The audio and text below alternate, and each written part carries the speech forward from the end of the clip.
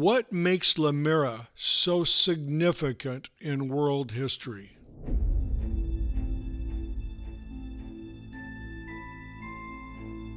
Limyra occupies a distinctive and strategic location that played a pivotal role in history.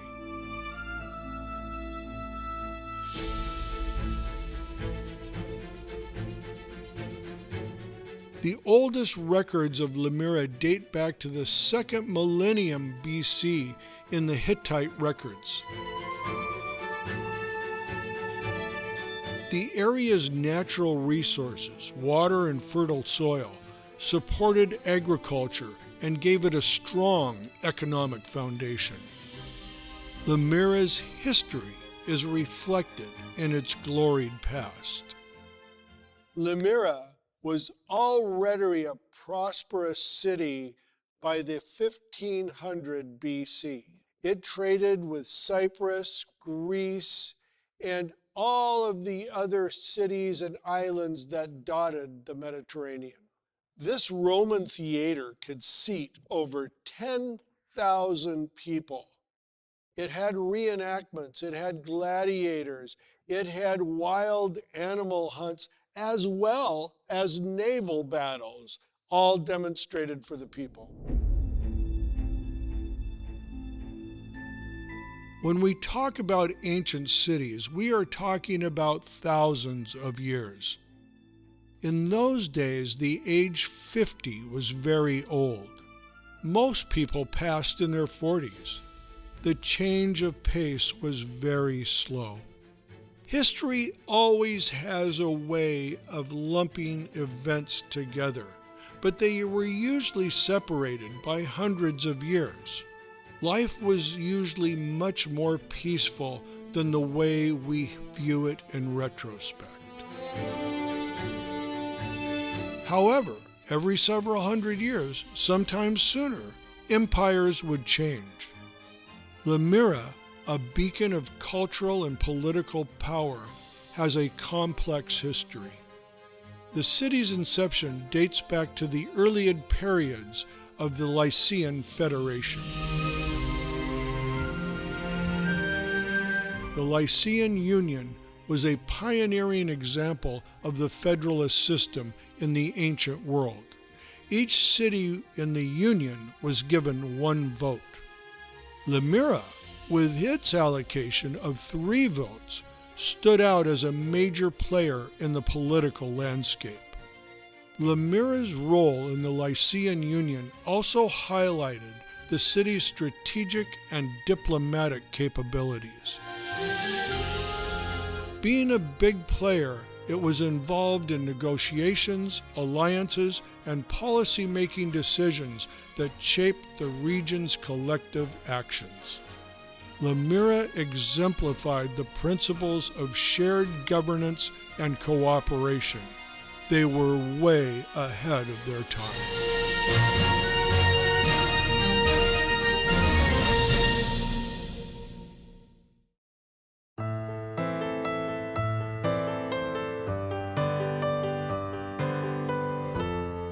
Rhodopolis, situated on a hill covered with pine trees, offers a scenic backdrop for exploring this city.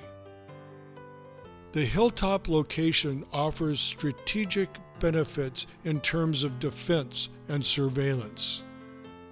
In an era where security was paramount, the elevated position allowed inhabitants to view approaching friends or foes from a distance.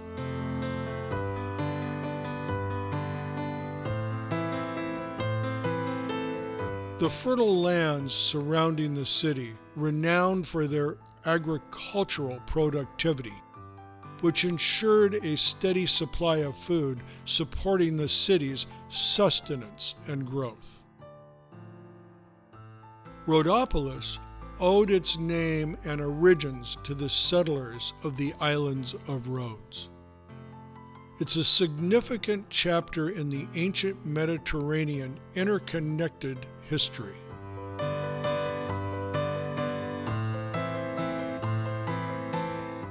The Rhodians, known for their maritime prowess and commercial acumen, brought a distinctive character to the region. They embedded their architectural styles, religious practices, and social norms into the fabric of Anatolian culture. In architecture, the Rhodian impact is visible in the city's layout. The design of its public buildings such as theaters, agoras, and temples. They implemented street grids which facilitated efficient movement and organized urban spaces. Moreover, the Rhodians contributed to the region's urban development through their advanced city planning techniques. The integration of Rhodes' deities underscored the syncretic nature of ancient religion, where gods were often assimilated into local pantheons. Through their maritime and commercial expertise, Rhodians facilitated trade networks that connected Rhodopolis with a wider Mediterranean world. The establishment of outposts like Rhodopolis on the Anatolian mainland reflected broader ambitions of the Greeks in the Mediterranean. It allowed them to control and secure maritime trade routes. These mainland outposts facilitated access to the rich natural resources of Anatolia. Establishing the Anatolian mainland allowed Rhodians to engage in diplomatic relations, form alliances, and exert political influence in the region. Culturally, they acted as a cultural bridge between the Greek world and the indigenous populations of Anatolia. Rhodopolis is an archaeological treasure trove.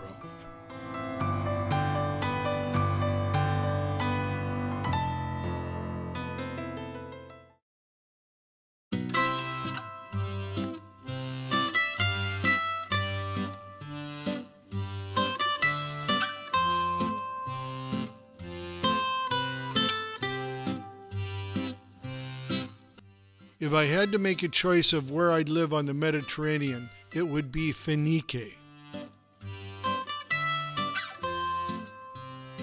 Finike is a town with a rich historical past. It dates back to the 5th century BC. Over the centuries, it has been ruled by all the great empires: the Greeks, the Persians, Alexander the Great, the Romans, the Byzantines, and the Ottomans. It's a region characterized by the Taurus Mountains and the Mediterranean Sea.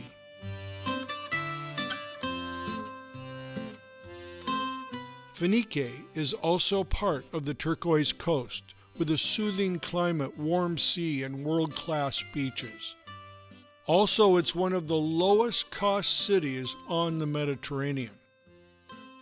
What makes Finike so special? It's a city relatively untouched by the influx of tourists. Part of Finike's charm is its old port, with its rich history, which has been carefully transformed into a modern marina.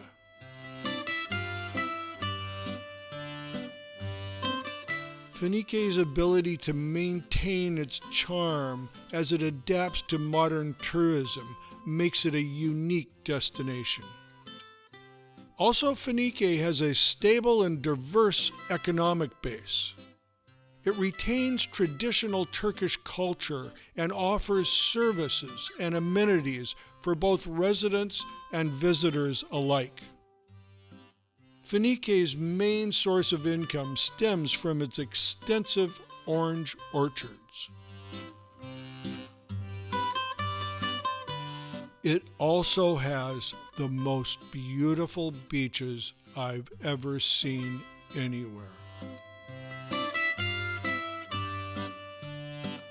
I always think of how the ancients must have perceived them, like a gift from the gods, as if Zeus himself scoured the world and stole the most beautiful beaches and then scattered them along the Finike coast. It was Poseidon's garden. It fed them in abundance. It's a playground like no other. These narrow beaches are always at the foot of steep cliffs, with plenty of caves and crevices to explore. Be careful in traversing the terrain. They are not easy to get to, which makes the experience even more meaningful.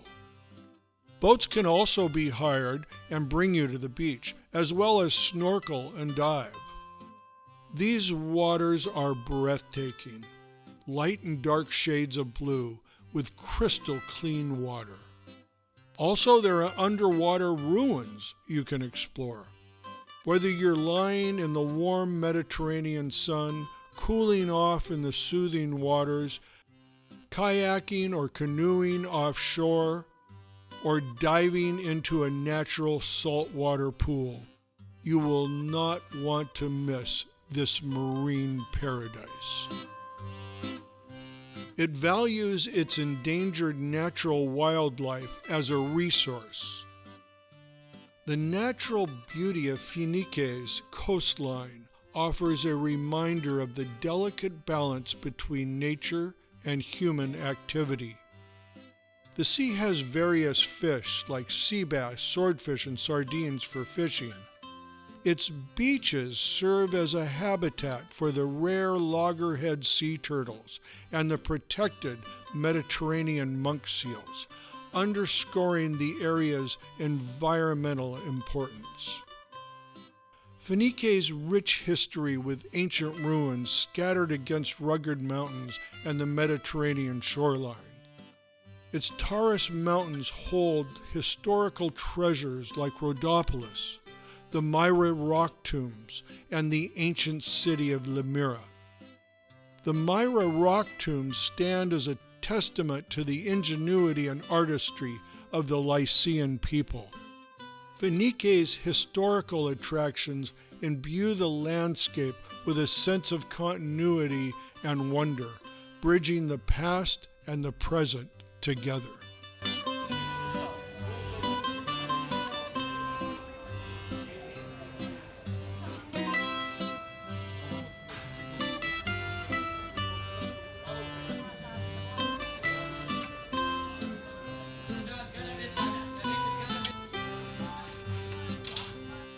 So this is a fish called legos in Turkish. It's from the Mediterranean Sea. And this probably is the best representation of an ancient food. This is a forgotten feast that has been forgotten almost by everyone except the Turks. They have kept this type of meal alive. First of all, fish was very easy to eat for the ancients. They caught a lot of fish. It was seasonal. It would come close to the shore. They would net it, spear it, catch it. It was a very plentiful source of protein.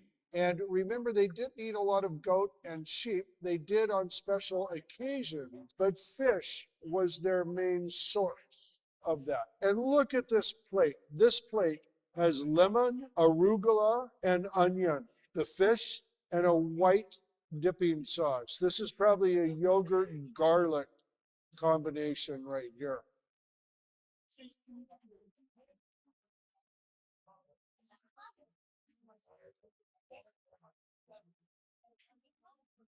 Mm, mm. Tender and flaky and with a very light fish taste.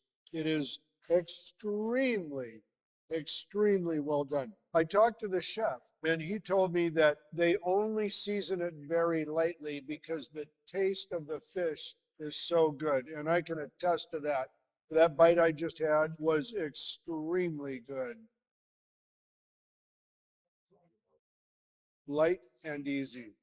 You think about how the ancient people ate. They ate like this. They ate this for thousands of years. And they ate a little less than we do. I could say probably a lot less than we do. They probably didn't eat 3 meals a day. But this is a magic meal.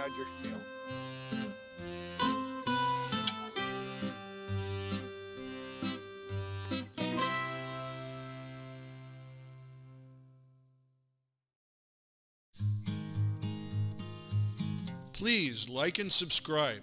Join us as we show you the world. These are my last looks.